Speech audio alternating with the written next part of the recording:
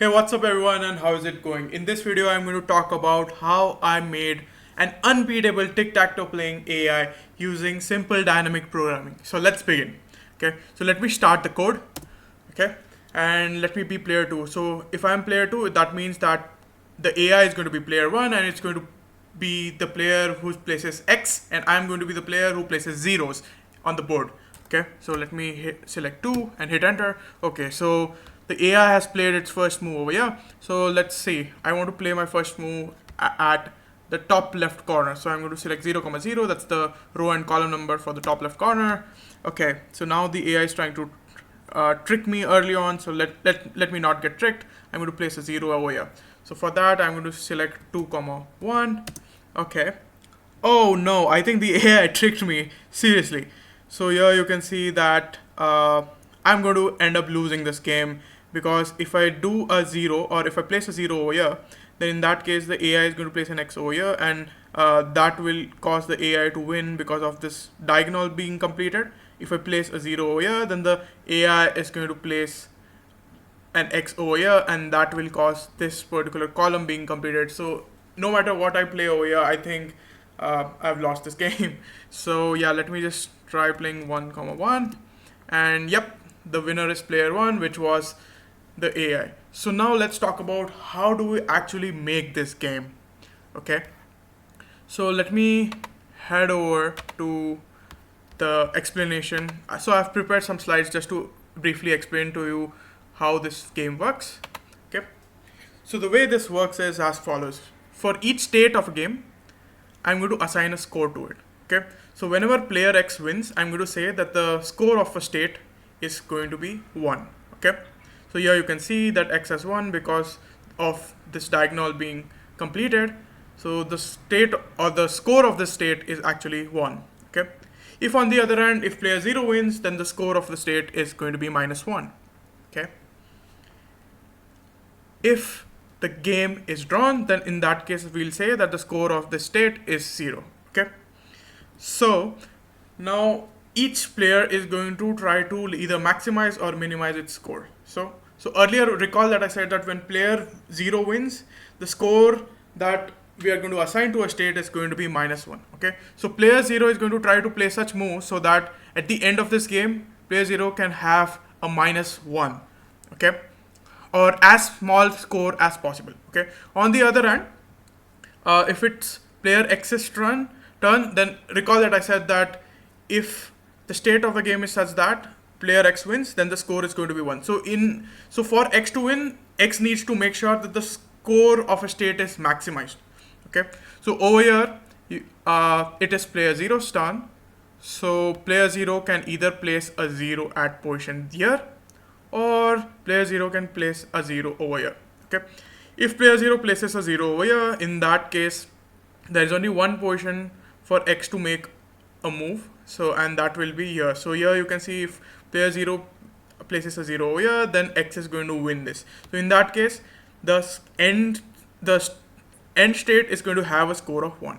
Okay, if on the other hand, if a 0 is placed over here, in that case player X can only place an X over here. So in this case, we can see that the game is drawn. Okay, so if player 0 places a 0 over here, then it's going to end up losing to X. Okay, on the other hand, if player 0 places a 0 over here, then the game is drawn. So drawing is better than losing, so that is why player 0 is going to pick the state which leads to a lower score. So in this case, the score was 0. Let's consider another example.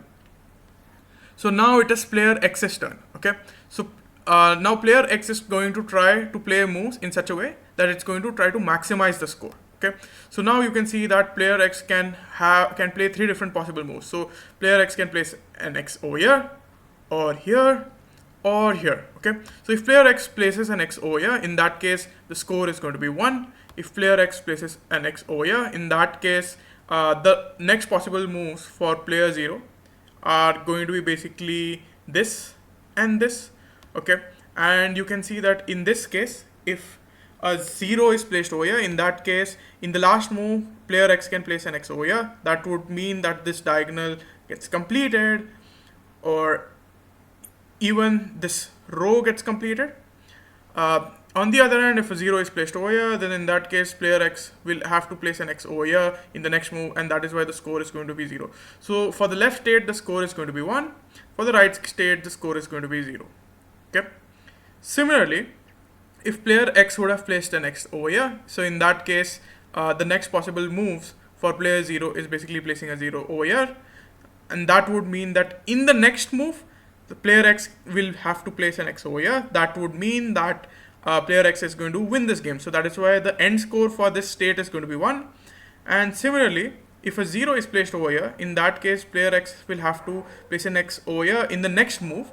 And that is why this game is going to be drawn. And that is why the score of this state is going to be 0. Okay. So because player 0 is going to try to minimize the score, so player 0 is always going to pick the state which leads to a smaller score. So if player 0 gets into this position, player 0 is always going to pick this particular move.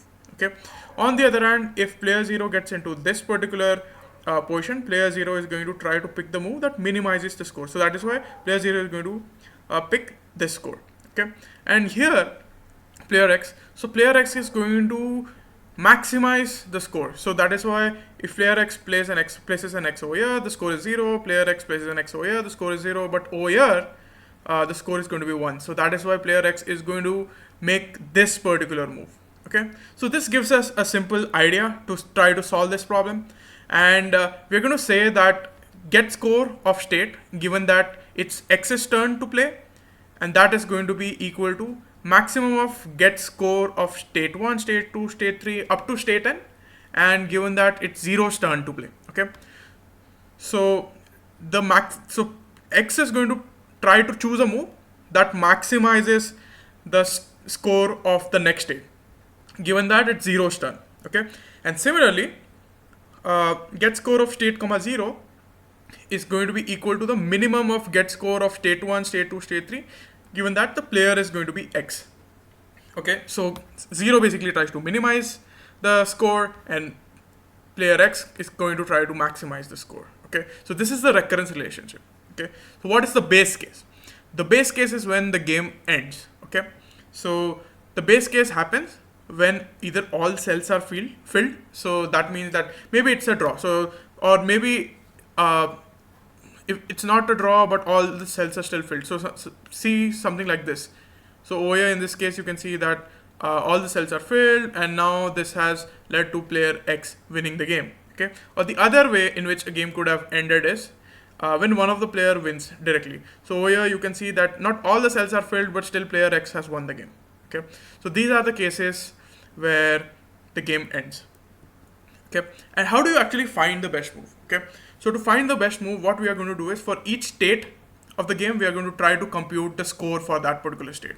So for example, given this particular start state and it's player X's turn, okay, and so we are going to iterate over all the possible next states from this particular state. So the next states are when player X places an X over here, or here, or here. So you can see that the central state, this leads to a score of 1, whereas these other states lead to a score of 0 and 0. So if this is something that happens, then player X is going to choose the move that leads to the maximum best possible score. Similarly, if it would have been player 0's turn, then player 0 would have chosen a move that led to the smallest possible score. Okay, and that is the strategy for finding the best possible move. Okay, so now let's try to take a brief look at the code for this. Okay, so the code for this is very, very simple. Okay, so just as described earlier, what we are going to do is we're first going to pre-compute the values of each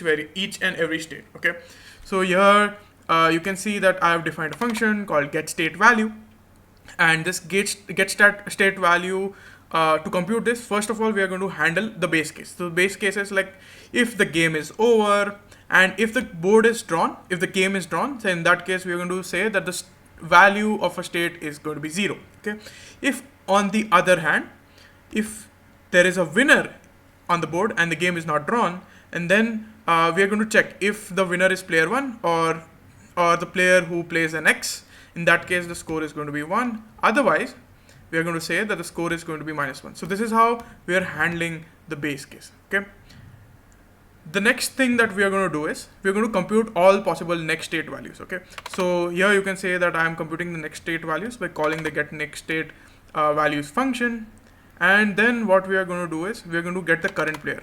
Okay, by saying that port dot get current turn. Okay, so if player is equal to player 1, in that case I want to maximize the next state values, otherwise I am going to try to minimize the next state values.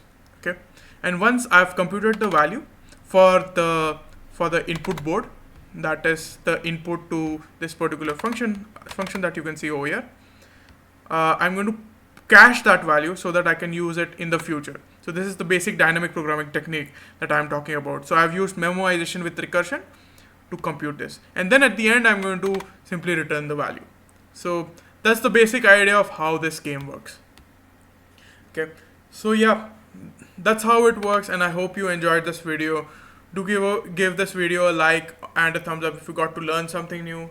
And I have pasted all of this code on to my GitHub account. I'm going to leave a link to my GitHub repository in the description below, so definitely check it out. So see you later. Bye.